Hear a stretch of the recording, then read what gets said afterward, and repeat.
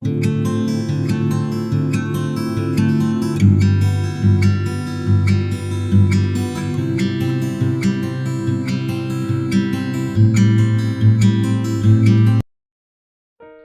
बार फिर से आप सभी का स्वागत है। हम अध्ययन कर रहे हैं अय्यूब की पुस्तक का और अब समय है कि हम उसके 23वें अध्याय 13वें वचन से आगे का अध्ययन करें। यहां 13वें वचन से आगे अय्यूब कहते हैं, परंतु वह यानी परमेश्वर एक ही बात पर अड़ा रहता है और कौन उसको उससे फिरा सकता है। जो कुछ उसका जी चाहता है वह वही करता है। तो मेरे प्यारे भाई बहनों, यहां पर अय्यूब कहते हैं कि परमेश्वर का जो मन करता है, जो उसकी इच्छा होती है वो ही वो कर सकता है। उसके ऊपर कोई नहीं है कि उससे ये कह सके कि ये कर या वो कर। परमेश्वर जो ठानता है उसी बात पर वो अड़ा रहता है। आगे अय्यूब 14वें वचन से कहते हैं कि जो कुछ मेरे लिए परमेश्वर ने ठान लिया है उसी को वो पूरा करता है और उसके मन में ऐसी ऐसी बहुत सी बातें हैं, इस कारण से मैं उसके सामने घबरा जाता हूं और जब सोचता हूं तब उससे थरथरा उठता हूं, क्योंकि मेरा मन परमेश्वर ने ही कच्चा कर दिया और सर्वशक्तिमान ने ही मुझे घबरा दिया है, क्योंकि मैं अंधकार से घिरा हुआ हूं और घोर अंधकार ने मेरे मुंह को ढांप लिया है। तो मेरे प्यारे भाई बहनों, यहां देखिए अय्यूब की मनोदशा को हमें समझना होगा कि अय्यूब अपने मन में ये जानता है कि मैंने कोई गलत काम नहीं किए, मेरे पैर उसके मार्गों में स्थिर रहे, मैं बिना मुड़े उसी के मार्ग में थामे रहा, मैं उसकी वचनों को मैंने अपनी इच्छाओं से ज्यादा बढ़ करके माना। तो अय्यूब अपनी दिल की व्यथा जानता है। तो अय्यूब ये कह रहा है कि ये सब कुछ करने के बावजूद भी मेरे साथ ये सब कुछ हुआ है, तो इसका मतलब परमेश्वर ने ही ये सब कुछ किया है। तो अब मुझे इसके हाथों से कौन बचा सकता है। देखिए, यहां भी अय्यूब का विश्वास है कि जब परमेश्वर ने ये सारी बातें की हैं, तो अब मुझे, जब परमेश्वर ने ही ठान करके ये सारी विपत्तियां दी है, तो अब मुझे कौन इनसे बचा सकता है। केवल परमेश्वर ही। अगर परमेश्वर चाहेगा तो ही वो मुझे इनसे बचाएगा, और परमेश्वर अगर नहीं चाहेगा, जैसा मुझे अपने जीवन में लग रहा है कि उसने ठान के ही रखा है कि उसने मुझे ये सब विपत्तियां देनी है, मुझे उसने परेशान कर दिया है, मुझे ये पीड़ाएं दी हैं, तो ये सब सोच करके मेरा मन कच्चा हो जाता है कि अब मेरे पास कोई रास्ता नहीं है, मुझे इन पीड़ाओं को सहना ही है। क्योंकि अगर मेरे अधर्म के कारण ये कार्य हुए होते तो अब तक तो ये अधर्म मुझसे दूर हो जाता, मैं परमेश्वर से प्रार्थना करता और वो मेरी सुनता और वो ये सब मुझसे दूर हो जाता। क्योंकि ये मेरे धर्मी रहते हुए, मेरे निर्दोष रहते हुए ये सारी बातें हुई हैं, इसी कारण से मैं घबरा रहा हूं, इसी कारण से मैं जो है मेरी चिल्लाहट उस तक पहुंचे, मैं चाह रहा हूं कि कहीं वो मुझे मिल जाए, कहीं वो मुझे उसका ठिकाना पता चल जाए, उसका जहां सिंहासन है वहां पर मैं चला जाऊं, जहां वो विराजमान है, और उससे मैं अपना मुकदमा रखूं, अपनी बात रखूं कि हे परमेश्वर, ये तूने मेरे साथ जो किया है वो किस कारण से किया है। तो मेरे प्यारे भाई बहनों, यहां पर अय्यूब की मनोदशा पता चलती है, लेकिन इसके बावजूद भी वो विश्वास में पूरी तरह से खरा है। तो यहां 23वां अध्याय हम कंप्लीट करते हैं। अब समय है कि हम 24वें अध्याय पहले वचन से आगे का अध्ययन करें। 24वें अध्याय पहले वचन से यहां पर अय्यूब अपनी बात को पुनः बात करते हैं, जारी रखते हैं कंटिन्यूटी में। यहां पर 24वें अध्याय पहले वचन से लेकर जब हम 17वें वचन तक पढ़ते हैं, तो यहां पर अय्यूब कुछ और सवालों को उठाते हैं।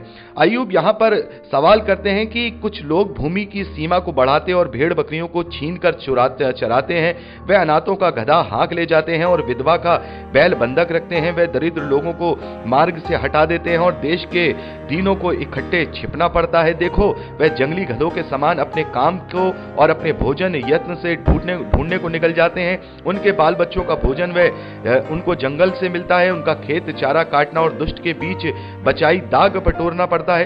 तो मेरे प्यारे भाई बहनों, यहाँ पर आप ये सारी बातें पढ़ सकते हैं। इस प्रकार की सारी बातें हैं। कुछ सवाल हैं यहाँ पर जो अय्यूब कर रहे हैं, और यहाँ ये सवाल है कि हमारे जीते जी हम इनका बुरा होता हुआ क्यों नहीं देखते हैं। कि यहाँ देखिए 12वें वचन में, वे बड़े नगर में कराहते हैं और घायल किए हुओं को जी दुहाई देता है, परंतु परमेश्वर मूर्खता का हिसाब नहीं लेता। उन लोगों की मूर्खता जो लोग ये सारी चीजें करते हैं, जो लोग अनाथों पर जुल्म करते हैं, विधवाओं को उनका हक छीन लेते हैं, या किसी के साथ भी कोई धोखेबाजी करते हैं या किसी के साथ गलत काम करते हैं, तो परमेश्वर उनका हिसाब क्यों नहीं लेता। जो लोग उजियाले से बैर रखते हैं और वे उसके मार्गों को नहीं पहचानते और ना उसके मार्गों में बने रहते हैं, ऐसे लोगों के साथ बहुत ज्यादा बुरा क्यों नहीं होता। तो यहां पर हम देखते हैं कि ऐसा परमेश्वर क्यों होने देता है, ये सारी बातें परमेश्वर क्यों होने देता है। इसी प्रकार के कुछ सवाल यहां पर अय्यूब कर रहे हैं। लेकिन मेरे प्यारे भाई बहनों, यहां पर अय्यूब का जो विश्वास है वो ऐसा नहीं है कि वो परमेश्वर पर भरोसा नहीं करता है या उस पर विश्वास नहीं करता या उसके मार्गों पर वो नहीं चलता, बल्कि वो इन सवालों के जवाब जानना चाहता है।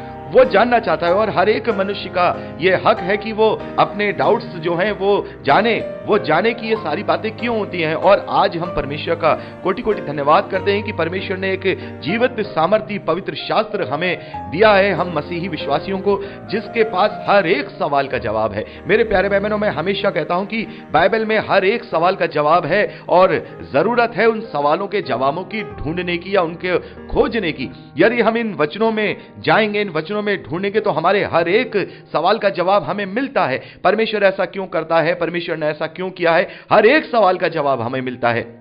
उस वक्त तक इन सवालों के जवाब उन तक नहीं पहुंचे थे, लेकिन आज हमारे पास इन सवालों के जवाब हैं। इन सवालों के जवाब हैं कि परमेश्वर ऐसा क्यों करता है, परमेश्वर ऐसा क्यों होने देता है। मेरे प्यारे बहनों, हम जानते हैं कि हमारे जीवन में हम बहुत बार ऐसा देखते हैं कि बहुत सारे ऐसे लोग होते हैं जो अपना जीवन बहुत ही अच्छी तरह से बिताते हैं हमारी दृष्टि में।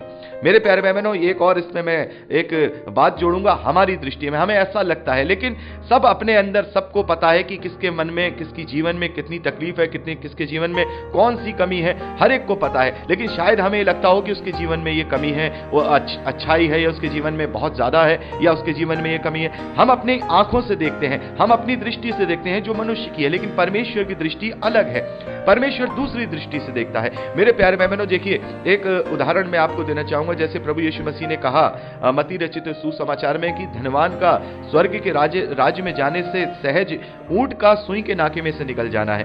तो यहां पर हम क्या देख रहे हैं कि प्रभु यीशु मसीह ने यहां साफ तौर पे कह दिया है कि हर एक का जो न्याय किया जाएगा उसकी अवस्था के अनुसार किया जाएगा, उसकी सोच के अनुसार किया जाएगा, उसकी स्थिति के अनुसार किया जाएगा। मान लीजिए किसी के साथ अगर अन्याय हुआ है, किसी के साथ गलत काम हुआ है, तो परमेश्वर उसका न्याय उसी के अनुसार करेगा, उसी के अनुसार उसका न्याय करेगा, उसका प्रतिफल उसे देगा। मान लीजिए किसी के पास बहुत धन दौलत है और उसने अपना जीवन बहुत ही अच्छे से बिना फिजिकल कोई तकलीफ उठाए जिया है, तो परमेश्वर उसका न्याय उसी के अनुसार करेगा और उससे पूछेगा कि उसने अपने जीवन भर उस धन का या उन बातों का उसने क्या किया, परमेश्वर के राज्य के लिए क्या इस्तेमाल किया।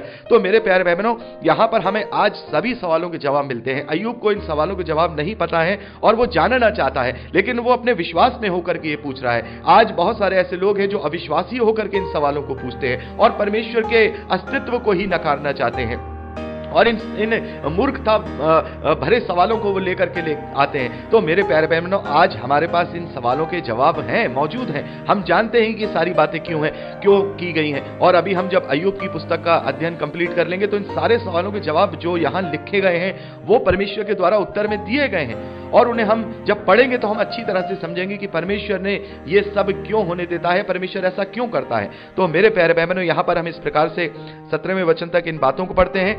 आगे 18वें वचन से लेकर के 25वें वचन तक हम पढ़ते हैं। तो यहां पर जब अय्यूब ये सवाल उठा रहे थे तब उनका तीसरा मित्र सोपर उन्हें बीच में ही रोककर ये जवाब देने लगता है। वहां पर सोपर कहता है कि ऐसे लोग जो पाप करते हैं या जो परमेश्वर के विरोध में होते हैं, परमेश्वर उनसे उनका प्रतिफल अधोलोक में लेगा, यानी कि उनके मरने के बाद उनसे लेता है।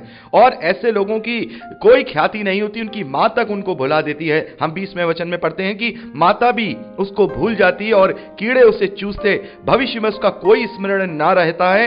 इस रीति टेढ़ा काम करने वाला वृक्ष के समान कट जाता है। तो यहां पर अय्यूब की इन बातों का जवाब सोपर ने बहुत अच्छी तरह से दिया है, क्योंकि इन सवालों का जवाब यही है कि जो लोग यहां अंधेर करते हैं या जो लोग यहां पर परमेश्वर के विरोध में करते हैं, हो सकता है कि उन्हें यहां पर परमेश्वर उन्हें सजा ना दे, लेकिन उनका जो प्रतिफल है वो बहुत भयानक है, बहुत भयानक है। उनका मरने के बाद का जो जीवन है वो बहुत पीड़ादायक है। वहां पे रोना और दांत पीसना है, वहां कोई भी उनकी सुनवाई नहीं होगी। और यहां पर सोपर ये भी कहते हैं कि इस धरती पर भी उनका जो हो सकता है कि वो थोड़े दिनों तक फले, लेकिन अंत उनका बहुत बुरा होता है। देखिए यहां पर लिखा है कि वो थोड़ी देर के लिए बढ़ते हैं और तब जाते रहते हैं, वे दबाए जाते और सबों के समान रख लिए जाते हैं और अनाज के बाल के समान काटे जाते हैं। क्या ये सब सच नहीं? कौन मुझे झुठलाएगा, कौन मेरी बातें निकम्मी ठहराएगा? तो मेरे प्यारे बहनों, यहां पर सोपर ने इस बात का जवाब दिया है और कहीं ना कहीं सही रीति से उसने इस बात का जवाब दिया है कि ऐसे लोगों के लिए तो कम से कम अय्यूब तुम्हें नहीं कुड़कुड़ाना है, क्योंकि ऐसे लोगों को परमेश्वर जरूर यहाँ नहीं तो अधलोक में उसका यानी न्याय की प्रक्रिया में उसका ये प्रतिफल है वो जरूर देगा। तो यहाँ पर हम 24वां अध्याय कंप्लीट करते हैं। आगे हम 25वें अध्याय की ओर आगे बढ़ेंगे और 25वां अध्याय बहुत छोटा अध्याय है, केवल 6 वचन इसमें हैं और इसमें हम देखते हैं कि सोपर का कथन समाप्त होते ही बिल्दाद भी अपनी बात को यहाँ पर कहने लगता है और इसे बिल्दाद के कथन के रूप में हम देखेंगे पहले वचन से लेकर लास्ट 6ठे वचन तक। यहाँ पर शूही बिल्दाद कहता है कि प्रभुता करना और भय मानना, प्रभुता करना और भय मनवाना यह उसी का काम है। वह अपने ऊंचे ऊंचे स्थानों में शांति रखता है। क्या उसकी सेनाओं की गिनती हो सकती है? कौन है जिस पर उसका प्रकाश नहीं पड़ता? फिर मनुष्य परमेश्वर की दृष्टि में धर्मी कैसे ठहर सकता है? जो स्त्री से उत्पन्न हुआ है वह कैसे निर्मल हो सकता है? देख, उसकी दृष्टि में चंद्रमा भी अंधेरा ठहरता है और तारे भी निर्मल नहीं ठहरते।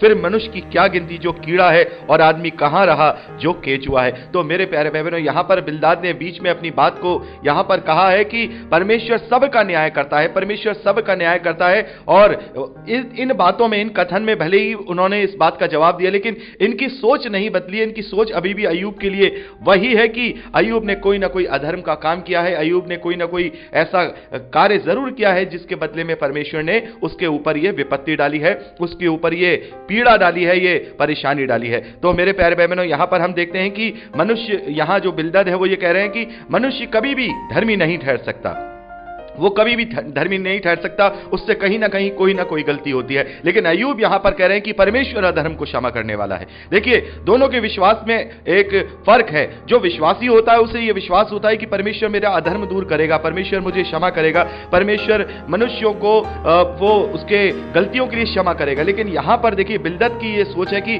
परमेश्वर ऐसे लोगों को क्या करेगा, ऐसे लोगों को विपत्ति में डालेगा। तो मेरे प्यारे भाई बहनों, यहां 25वें अध्याय में हम केवल 6 वचन देखते हैं, यहां ये कंप्लीट होता है। अब 26वें अध्याय पहली वचन से आगे का अध्ययन करेंगे, जहां पर अय्यूब इन लोगों को उत्तर देते हैं।